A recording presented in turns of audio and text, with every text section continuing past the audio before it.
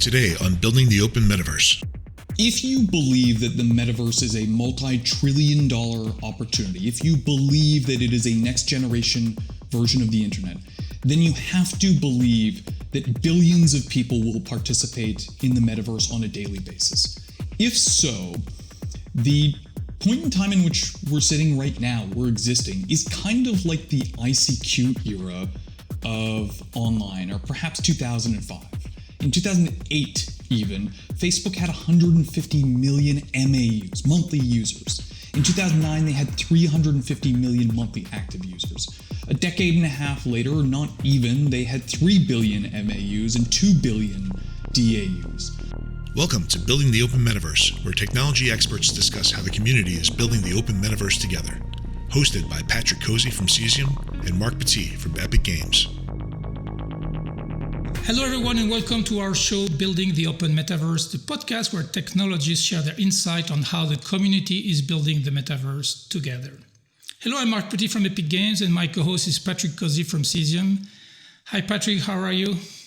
Hi Mark, hi everybody, doing great. So I missed the last episode and you were full geeky on us with the web GPU. So I have to learn to not let you alone. And so today we're kicking off season 2 of our podcast series. And first of all, I'd like to take a second to thank you all for listening. Our first 19 episodes have been listened to for a total of 32,000 times. And we have more than 2,400 subscribers and engaged listeners. Not quite sure what those numbers mean, but they're for sure motivating for us to continue. Right, Patrick? So we're moving on. We're keeping doing that thing, right? For sure. And, we have a few goals with this podcast, and hopefully we're, tackling some of them. Like, we would like to be an antidote to the metaverse hype and bring to light the hard work that has happened in the computer graphics industry for the past 30 years, and that's now enabling the metaverse of today. We are here because of all of this, 30 years of research and development. And the other thing is both the visual effects community and the game developer community have a track record of collaboration and coming together to do what's right for the community, like we see in Chronos, like we see open source, open standards, and SIGGRAPH, and even GDC and all of those events where we come. So that's what we're trying to do here. As we are contributing to building the metaverse, we want to make sure that we highlight and celebrate those initiatives and carry that spirit into the creation of these new generations of platforms. So that's what we are here for. Hopefully, you guys need to tell us, give us your feedback, and we succeed is that celebration and again, carrying the spirit into the future. So after a string of rather technical topics, we'd like to take a step back, see where we are with the metaverse, and put things a little bit in perspective before we jump back into technology and the hard topics of making and keeping things, open and accessible. So we decided to go back to our roots and invite Matthew Ball again. Matthew was there with us for the first episode. So Matthew, welcome back to the show. Thanks for having me. It's been a delight listening to the podcast over the last several weeks. I'll say that I'm probably a few hundred of those listens personally, but I've certainly learned quite a bit, and thank you for your efforts. Well, thank you. So if you know about the metaverse, you know about Matthew Ball, but just in case, do you mind summarizing for us who you are and your journey to the metaverse? Sure. So Matthew Ball, I run a holdco opco called Epillion. We do a number of different things. There's a small early stage venture fund, a venture advisory, corporate advisory arm. We produce the index behind the Roundhill Ball Metaverse ETF that's on the New York Stock Exchange. And then I have a few different entities that produce TV and film as well as games, but for the most part organized around this theme right now, the metaverse.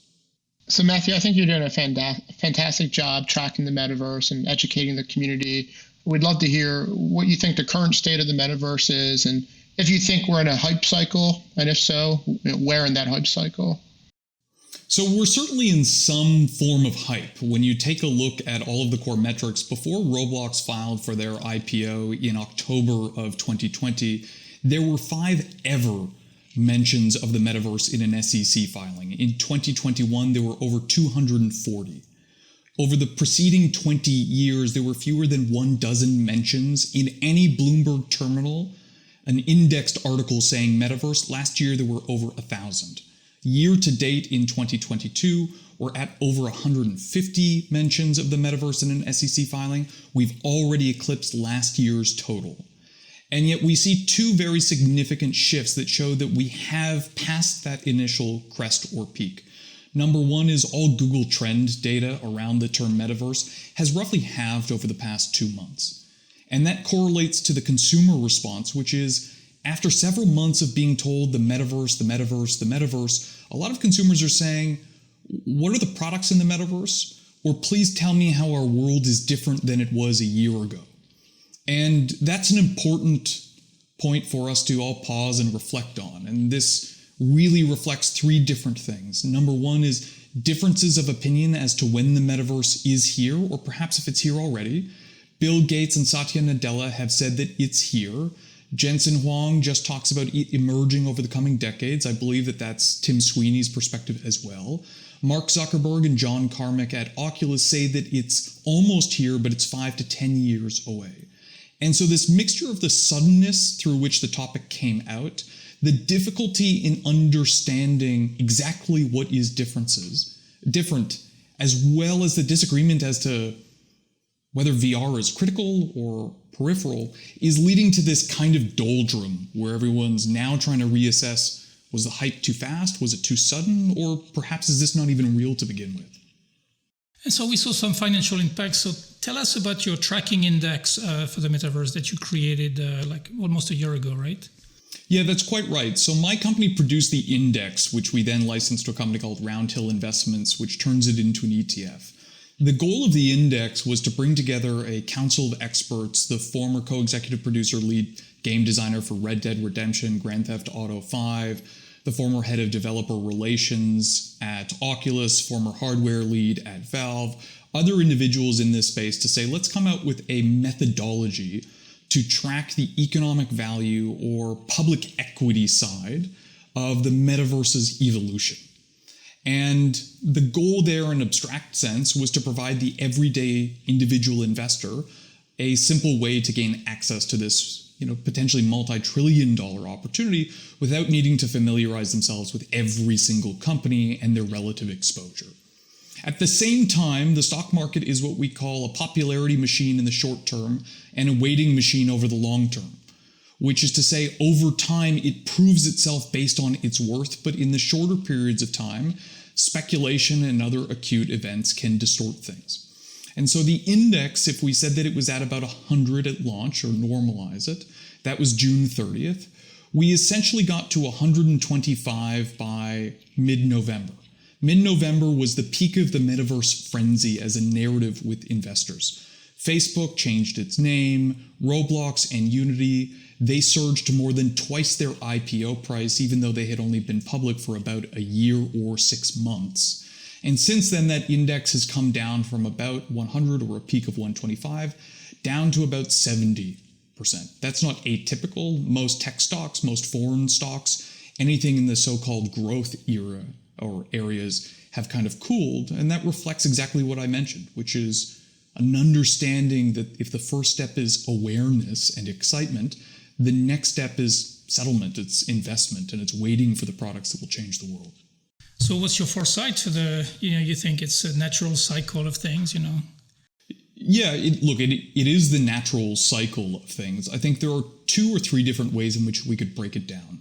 Number one is to recognize that the gaming industry, by and large, goes in these 5 to 6 year bursts of really significant innovation.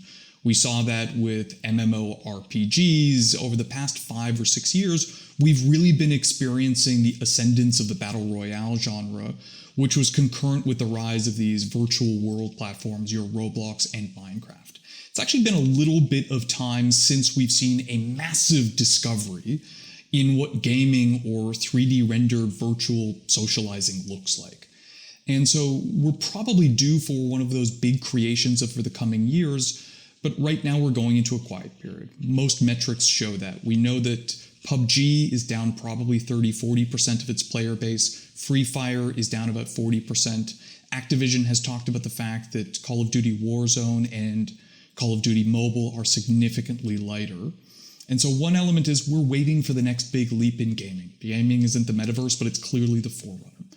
The second is a lot of attention is being placed on AR and VR devices. It's easy to say we've been here before and VR didn't pan out. This was 2016, 2017. But it's easy to overlook how much better these devices are. Their frame rates have doubled, their resolutions have doubled. So we're looking at roughly 4x the number of rendered pixels per second, while we're also seeing new sensors put in the device, and we're seeing better graphical quality while improving battery life. That's an enormous leap, as you well know. And yet we remain pretty far out from actually having what most people consider to be min-spec. So we generally believe that VR devices need a 50% hike in frame rate yet. They probably need a doubling in the resolution. And while I just said that we've done all of that in the past 5 years, these things are a little bit like GPAs. Going from a 3.4 to a 3.8 is much, much harder than, much easier than going from a 3.8 to a 3.9.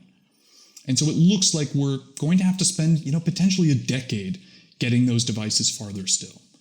The last big area as for what's predicted is where we talk about the ancillary or new applications of real-time rendering engines. This is where we talk about virtual production in TV.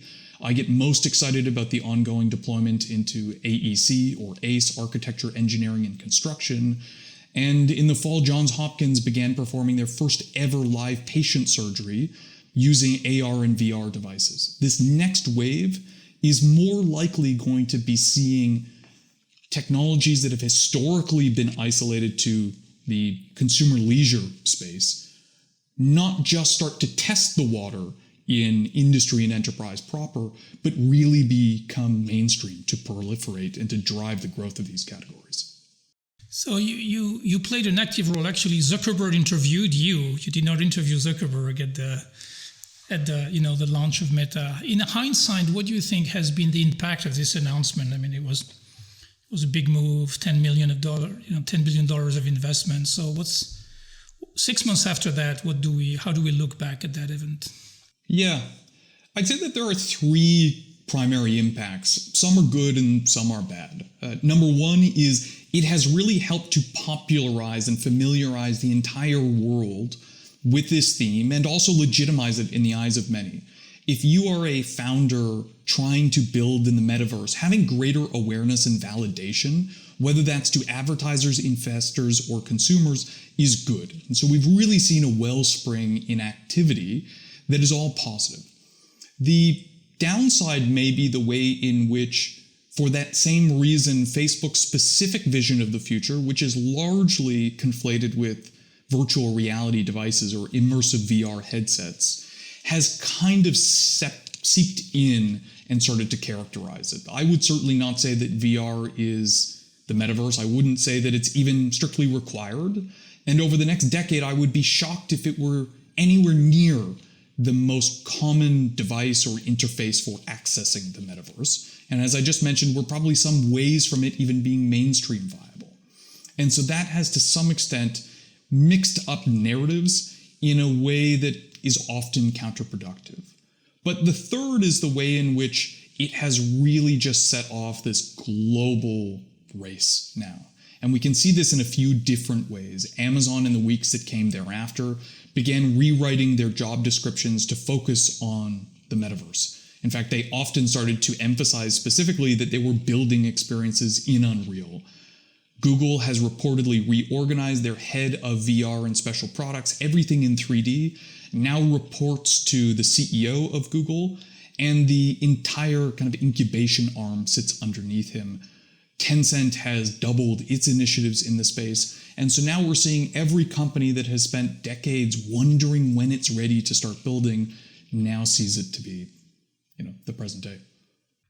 So it's interesting that you call out the conflation with VR, because for me, Facebook conflates more with this advertising model and that economical model of putting out free products, network effects, and pushing to people advertising that may actually or may not desire.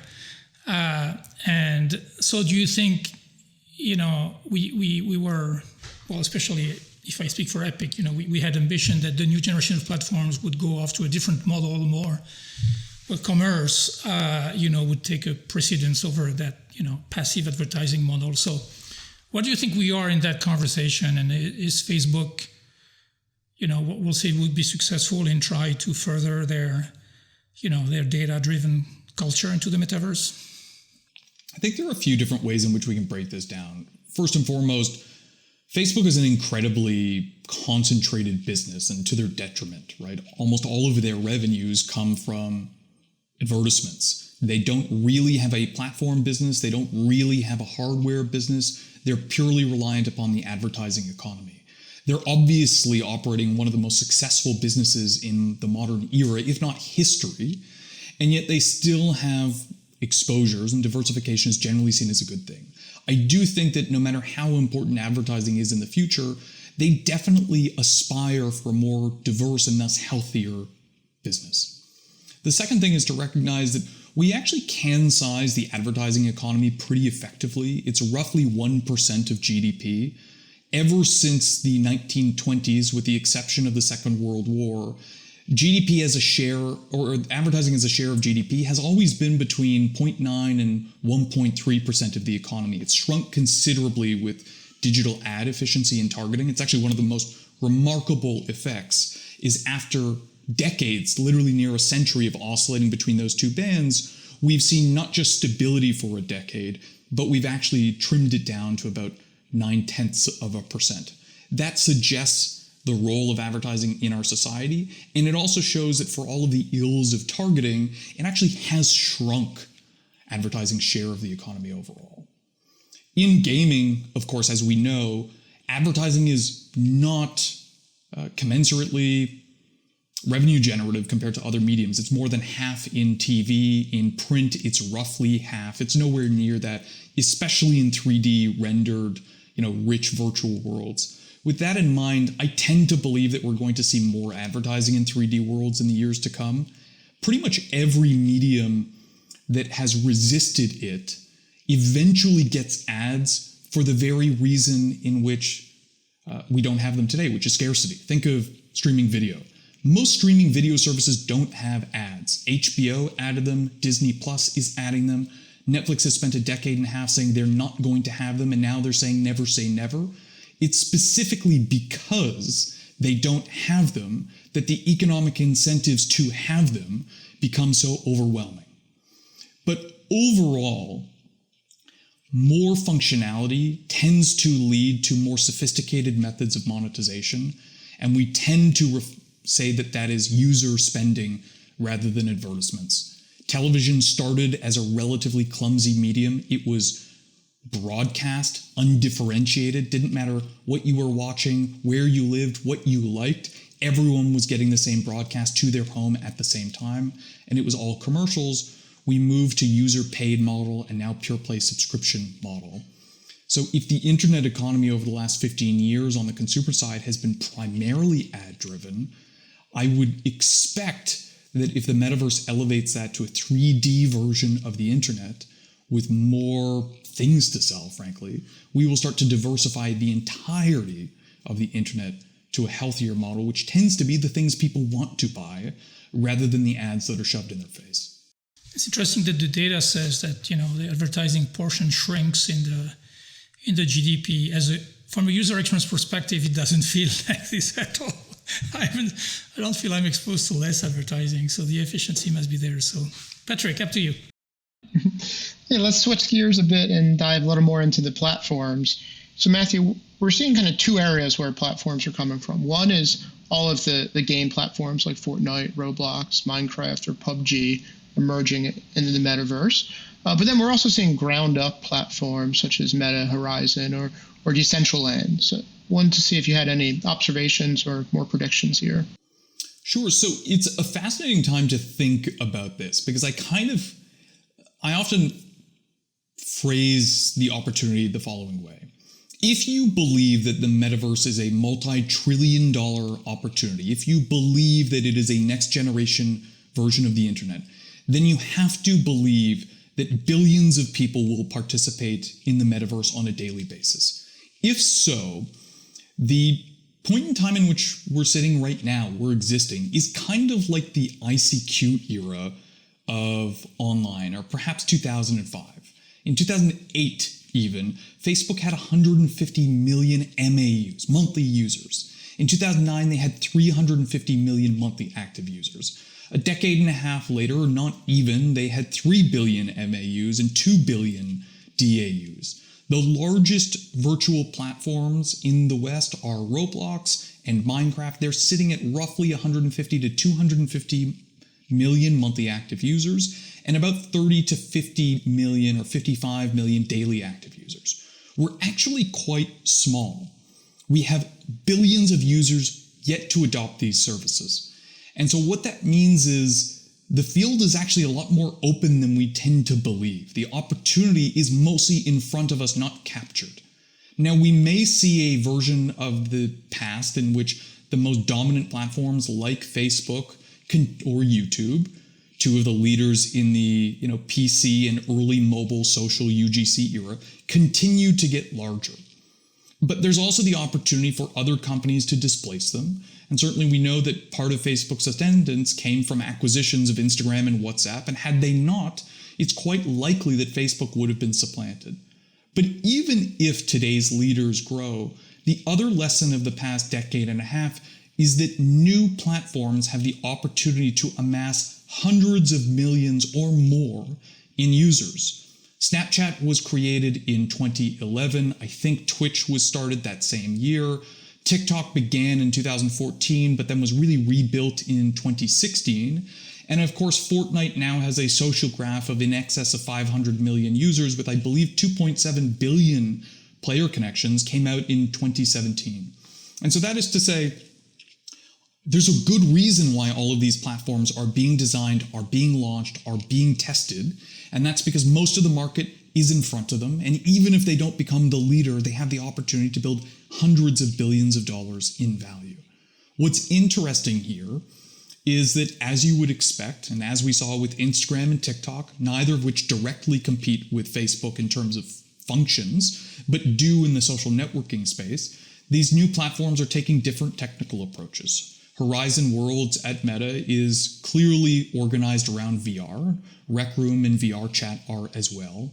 Niantic is clearly working at this from an AR and location-based perspective. And then when you take a look at Decentraland, or in particular Sandbox, they're both built on Unity, but they're trying to jumpstart their economies around what is today a very lucrative, albeit speculative, NFT system. And so we're seeing different versions of which audiences you start with, which technologies you prioritize, which experiences you look for, the structures of that economy, and time will prove which of those angles is actually the best. So does that explain, the frenzy that we are seeing from VC actually, trying to invest massively in games that we haven't seen, visual effects company like DNEG go public very successfully, or Technicolor are spinning off their creative services arm. So is this the race to, to fuel those in the hope of striking a winning platform or IP? How do you interpret that frenzy of investment in our space? And the consolidation, by the way, that we're seeing, with the Microsoft acquisition of Activision and all of that stuff. Right. And I'd say there's a fascinating element of this, which is, let's go back 20 years. Disruption theory, innovation, these were not actually terms that many people spoke about. The average person never thought about them. It was never on the cover of Time magazine, and boardrooms weren't obsessed with it. We have all gotten smarter over the past 20 years in particular, and we've generally learned that each of these successive platform waves, of which I would say that there have been 3 thus far, the mainframe era, which ran from the 50s to the 70s, followed by the PC era, which was coincident with the rise of TCP/IP, or the Internet Protocol Suite, and then the last 15 years of mobile and cloud, we've learned that they tend to come faster than we expect. Each one has been more valuable than the last. And they tend to disrupt nearly every category, even the stodgiest and most protected, whether that's finance or telecommunications. And so I think every single company is now more observant of this, and that's why we see the faster and more aggressive rush to the metaverse than we've ever seen before. Facebook almost missed mobile were it not for Instagram, and many companies like Microsoft or BlackBerry were displaced in that chaos. No one wants that to happen again, And so they're being aggressive, they're being early, and they're willing to make the bets. I heard recently that last year, as many know, the blockchain space received $34 billion in venture funding, 4.5 went to gaming. But more importantly, an estimated 120 to 200 billion is currently earmarked or raised for future investment that will probably happen in 2022, 2023, and to a lesser extent 2024 based on fund cycles. This is everyone believing that this nebulous concept of the metaverse, of Web3, of blockchain is a fundamentally successor version of the internet, and therefore the $25 trillion digital economy is increasingly up for grabs. And so that's why we see such swings in stock prices. That's why we see these types of companies that have never gained much interest go into the spotlight, and that's why we see such aggressive investment. But I think the interesting thing that reflects both of what you're doing is this growing appreciation that 3D rendering, especially real-time 3D rendering, is the skill set of the future, which for 25 years has not been considered particularly relevant outside of consumer leisure. I use this quote all the time. I think his name's Don Evans. He was the US Commerce Secretary, and in 2001 he made this point that today's supercomputer is tomorrow's PlayStation. We talk about the fact that the metaverse is here in 2022, that Snow Crash coined the term in 1992. NVIDIA was founded 9 months after Snow Crash came out, coincidentally. But Jensen has been very clear that he built the company for 30 years for the era of graphics-based computing, believing it was needed to solve queries that general-purpose computing could not. And for 30 years, the primary use case for NVIDIA's technology was GPUs for video games. And all of a sudden, we're recognizing, no, actually, the entire world is eventually going to need the capabilities that GPUs can produce. And so I think we're just seeing this, often diamond in the rough or uncovered gem situation where all of a sudden we realize not only were these overlooked capabilities and companies, but there actually aren't many of them. I think many people are shocked to find out that NVIDIA is now the 7th largest company in the world. They're larger than Meta. They're larger than Tencent. It's unbelievable. Absolutely. And you did a good job in one of your essays in highlighting, how far, a model like Roblox is from profitability. And we know Amazon took many years to get to profitability. So now they're a public company, so I guess we have good insight into their financial. How is the underlying economical model doing? Are we seeing some improvement? Are we on the right trajectory? You kind of made the case that it would solve itself through scale. Is this still the thinking? Yes, and so for context, Roblox's P&L actually provides incredible transparency into what happens to the average $100 in user spending. We know that roughly 30% of it goes to trust and safety plus infrastructure costs. There's about 7% that goes to SG&A and marketing. There's 4% that goes to overhead. And some of those elements have exposure to cost savings with scale over time, right? SG&A should not scale commensurate with revenue in perpetuity. Even trust and safety should see some improvements over time.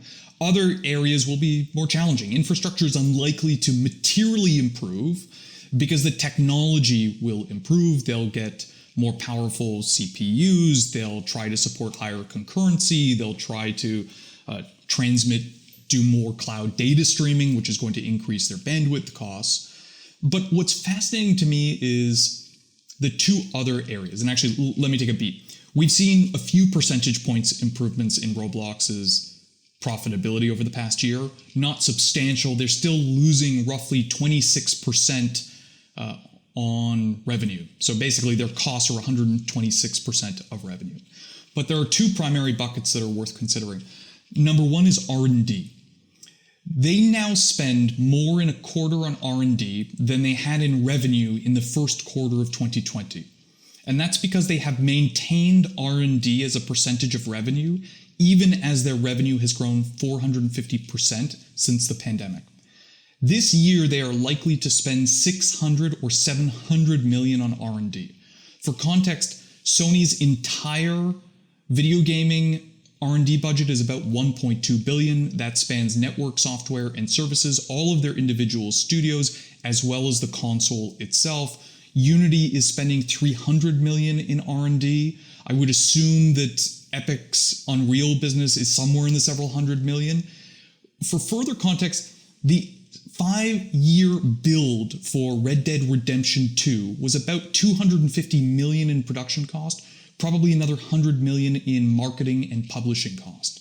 The fact that Roblox is spending $600 million or $700 million in what they conceive to be sustainably is astonishing. And so some of that will eventually ease back. They can't continue to grow revenues in perpetuity while scaling R&D. But it's quite remarkable the extent to which they are productively investing. And I know you had the chief science officer talking about where that investment's going. I think episode 11 or so, talking about higher concurrency, natural language processing, real-time translation, 3D spatial audio. And so a lot of this is healthy, right? Roblox is choosing to forego current profitability in order to build a better product over time. But the second issue, and this is arguably the biggest issue, is roughly 30% of their revenue gets paid right away to the app stores. This is a situation that has two different consequences. Number one is it means that essentially provably, Apple and Google will forever make more money from Roblox than Roblox ever does. It also means that to the extent in which Roblox is confined in its ability to reinvest in its platform, which would be good for its developers and good for its consumers, that's constrained by the 30% payment that they have to pay to a platform who's not involved in said exercises. The second is to recognize that developer payments are quite paltry. The average Roblox developer gets about 26% of all revenue spent through their system. But again, that's partly because Roblox themselves only get 70 cents on every 100 that come in the system. And so that 30 cents means, Apple or Android are not only making more than the platform that is enabling this activity, they're also making more than the developers are. And even combined, the two platforms are the two categories are likely to get less. And so the biggest issue is one that Roblox can never scale out of. Maybe. Let's see. Let's see if the move, the needle could move on that topic, but not something I want to talk about. But you guys know what I'm thinking about. So Patrick, up to you. Yeah, let's talk about interoperability. So Matthew, as you know, a big theme on this podcast is the openness within the metaverse and allowing lots of different software and vendors to work together. And you write about an expression you call the idealism of interoperability. So I'd love to hear you talk about that. So interoperability is a really interesting topic. And one of my pet peeves is when people talk about interoperable assets. And of course, as we all know, there's not really any such thing as interoperable assets because there's no such thing as a virtual asset. It doesn't really exist. What we're talking about here is data.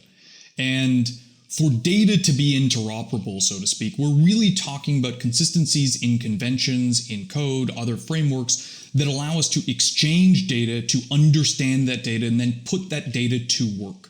That is usually a business or a policy problem because it is a decision that a given platform has to make and that they have to then act upon. I like to talk about the fact that it's actually the reverse of the real world. This may be an interesting way to think about it. Let's think about Nike and Adidas. If you want to wear your Nike shoes into an Adidas store, Adidas has to make an active decision to prohibit you from wearing Nike shoes. What does an active decision mean? Well, they have to have a policy, then they have to invest in basically security guards, and then they have to actually do something to keep you from keeping those shoes in. The passive approach is just letting you come in with the competing shoes.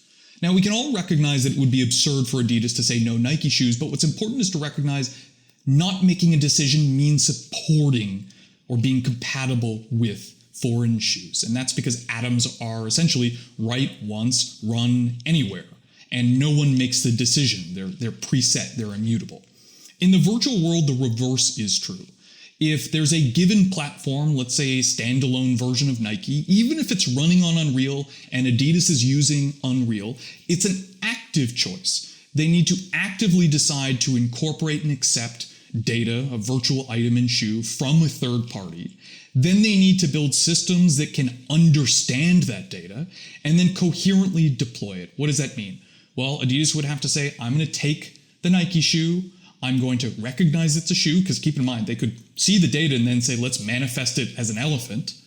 And then they have to say, let's apply its attributes the way that it's intended. And Marc, I know you gave this brilliant interview with IEEE that I reference all the time, where you talk about the fact that avatars are really tricky and 3D objects are tricky.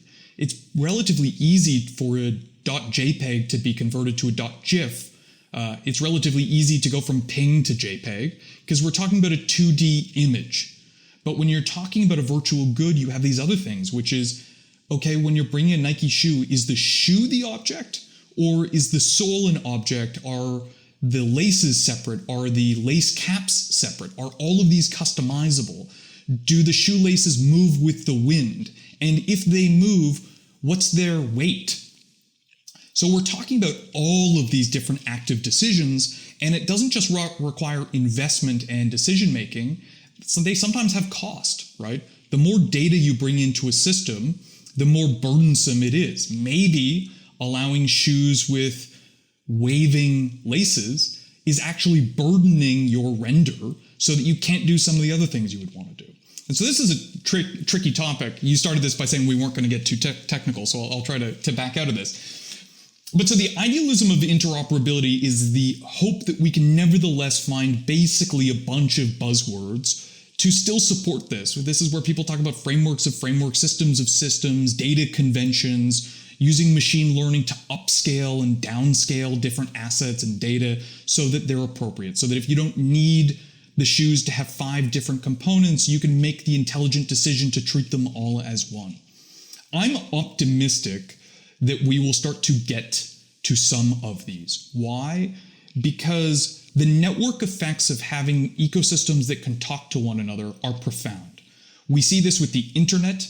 From the 1970s to 1990s, we had the protocol wars. The consensus was not we would have one common internetworking standard. That was a radical idea.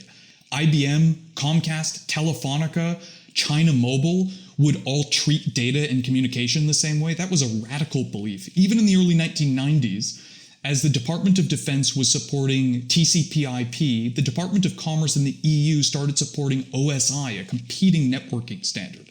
Eventually, the networking standards converged, much like the global economy has eventually converged in globalization around things like the metric system, English, US dollar, the intermodal shipping container. These conventions enable the exchange of information, English, or goods, or commerce. But what's key here is to understand this is not binary. We don't have interoperability or not.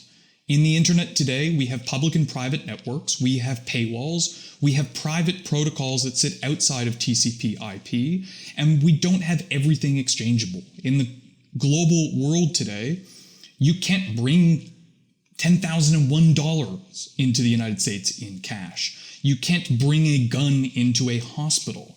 We have limitations, and so the most important thing to understand about interoperability is it's going to be inexhaustive, it's going to be incomplete, and it's often going to have a cost, either literal in terms of what you have to pay to bring something in, or in function. Maybe you can bring your Nike shoe into Fortnite or Roblox, but perhaps you lose the 5 different elements that you can customize. Perhaps you can wear it, but the metadata that says you can run fast with it isn't brought with you. These are some of the considerations that we'll have, but again, note that's the same in the real world, right? You can bring your basketball into a museum, but you can't walk the floor with it, and you certainly can't dribble it. Yeah, makes a lot of sense. So interesting, I think interoperability, we're focusing on making it happen, but we know it will only happen, in the context of policies and business models and economical decisions. So one of the other things, that we haven't actually really touched on the podcast so far, we're staying away from the topic, is all of those decentralized technologies, and NFTs and the blockchain and all of those new arguably universal, technology to support new forms of economy. So where we see a lot of scams, to be honest with it. We don't quite understand it, and we see a lot of scams, so we don't get anywhere close to it. So let's venture into this territory with you. What is your take on the current state of adoption of all this Web3 stack and the promise of universal on-the-ground commerce with NFTs and blockchain and all of that stuff? I kind of have three different approaches. Number one is I'm excited about some elements of the philosophy, which is to say it is pointing a very clear picture that users do value interoperability to some degree, and that various autonomous or independent organizations, game devs, platforms can use a technology that they don't own, that does have some technical concessions in terms of functionality, and exchange assets, creations, users, even currency with other platforms in a way that is feasible and that can be seen to rise the tide. This question we mentioned earlier of interoperability ultimately comes down to business practices and philosophies. And so having at least the groundswell we saw last year, the economic potential and the express wants of consumers is encouraging, because it will lead to other parties saying we should give this a go, right? We should open up. Maybe we don't have to have indefinite control of everything we do in order to maximize profit. The second is to recognize that most of what I find interesting in crypto or blockchain is more the decentralized operation of infrastructure. We have companies like Render, the Render Network in Otoy or Helium, and what they're essentially doing is providing trustless, permissionless, programmatic ways to share infrastructure like we share solar panels on top of our homes. If there's one thing that most people focus on the metaverse can agree upon, it's that the requirements in terms of bandwidth and computing power are extraordinary and far beyond anything that we have available right now. And so having some sort of decentralized system that can automatically compensate people for the provision of bandwidth or computing resources is a positive step forward, for which blockchain is not an essential or required technology, but does seem to be a successful version today. The third thing that I'd say is we need to recognize that these technologies may be decentralized in the specific instance, but most of the experiences that leverage them remain heavily centralized to the point in which you have a chokehold. So let's talk about any of these virtual world platforms or the blockchain-based games. This is a good way to get back to the point about data, which is, sure, the rights to your NFT may be decentralized, but the asset itself is still stored on a centralized server. But critically, the game itself is still running on a centralized server. The code, a Unity game or an Unreal game, is not running in a decentralized fashion. And it's probably physically impossible to have a highly rendered 3D virtual game running on decentralized infrastructure, certainly around the world, but even potentially, up and down the streets of your local neighborhood. And what that means is you may have a perfect receipt that says you own this digital NFT, but if a game wants to reject your NFT, they can. If they want to say, Mark, you have a Pokemon, you have a Charizard with 100 HP damaging Fire Blast, but for meta reasons, we've decided we have to nerf it down to 80, they can do that. And that's because you have the data that requires code to operate, and that code is operated in a centralized fashion. And so that's just one of the many technical problems, right? There's also the question of your account system, the leaderboards, matchmaking, all of these remain centralized. And so there's a very legitimate argument, which is to say, if anything is centralized, then nothing is decentralized because you've still got a chokehold, right? Regardless, this is where we get into the philosophy point that I kicked off in, which is we are operating in a world in which decentralized games are still majority centralized, but the philosophies of these systems are requiring or seem to be requiring different or better behavior from those companies that are operating the centralized code. And so that may just be the better outcome out of a technology that today is not inexhaustive. But you're right beyond that. I mean, almost everything that we see is still scams and wash trading. So Matthew, I follow you closely on Twitter, and I know you're working on a new book. Tell us about it. Well, so I've in theory mostly finished it, but from August until late January, I was working on a book that'll be published by Norton. It's called The Metaverse and How It Will Revolutionize Everything. It's on sale for pre-order at every retailer that you can think of. It will come out in early July. And it's 350 pages, about 105,000 words, and it goes through 3 core topics. The first section is really defining this relatively inchoate and confusing topic while explaining its origination, history, some of the lessons we can learn from 50 years of trying to build these experiences, and touching on some of the topics we just discussed, which is why is gaming at the forefront? Why is this next generation internet starting from a leisure category, whereas the last wave started from enterprise and government? The second section walks through all key technical issues, the hardware needs, compute needs, networking needs, the role or potential role of blockchain, virtual world platforms, and so forth. And then the last section really details some of the societal elements. How might it change the world in which we live in? What is the role or non-role of regulators? And then most importantly, what can we be certain about, but what can we not know until it arrives? And this is where I try to take the back seat to recursive innovation. That sounds fascinating. I mean, it will be a must read, I think, for most of us and probably for most of our audience. So July 19th, right? I think I read this on Amazon when I ordered my copy. So. Well, thank you. Yes, that's the goal. I'm hoping to push it up a week or two, but it's remarkable contending with modern supply chains post-pandemic.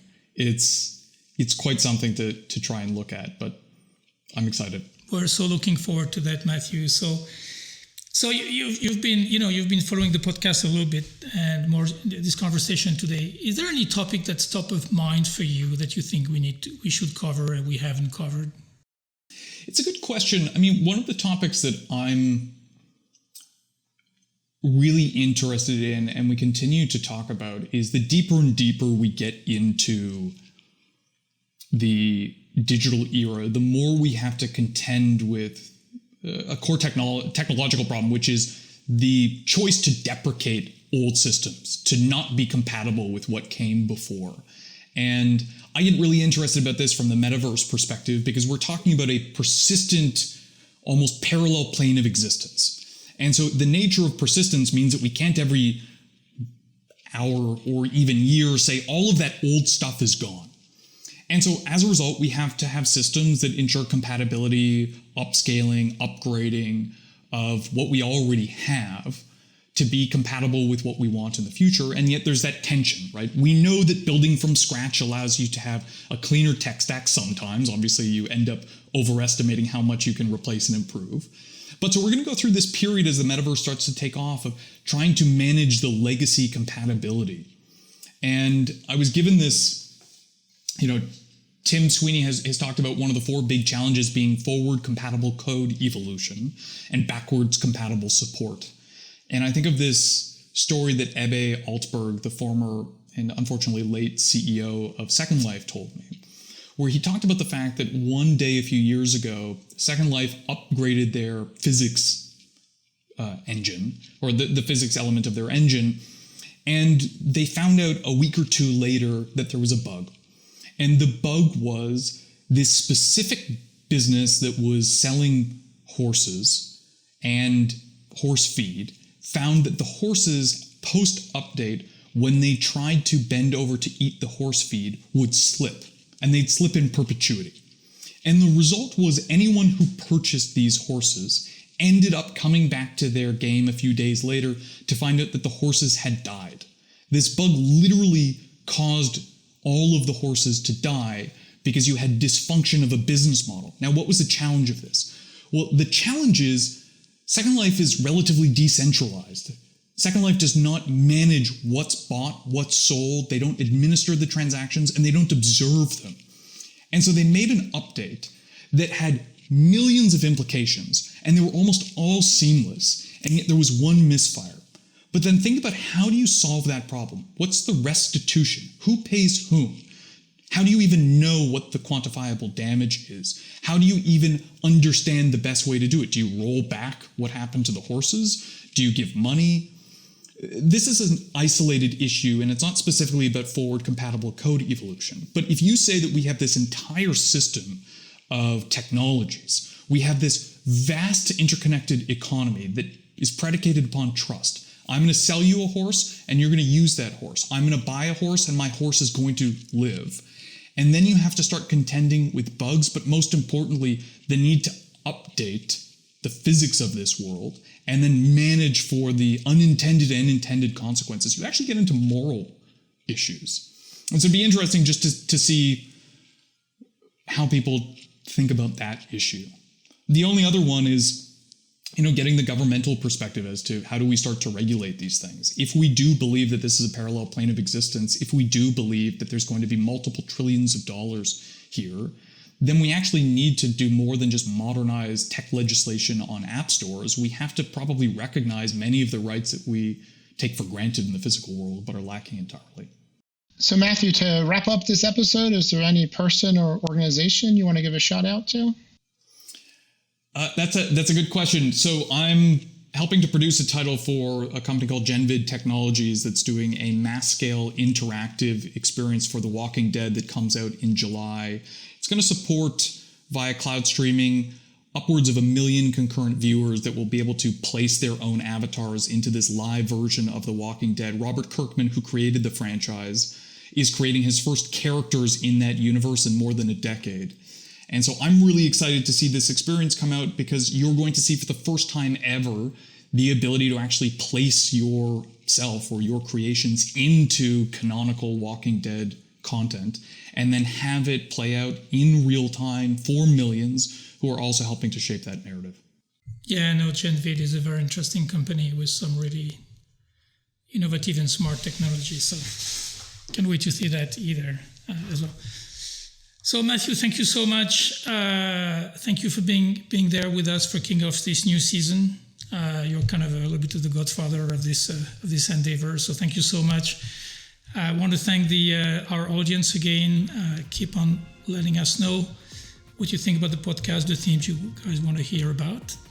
And again, Matthew, thank you so much. And thank you, everybody. We'll be back for a new season. Thank you. See you guys soon. Thanks, everybody. Thanks, Matthew.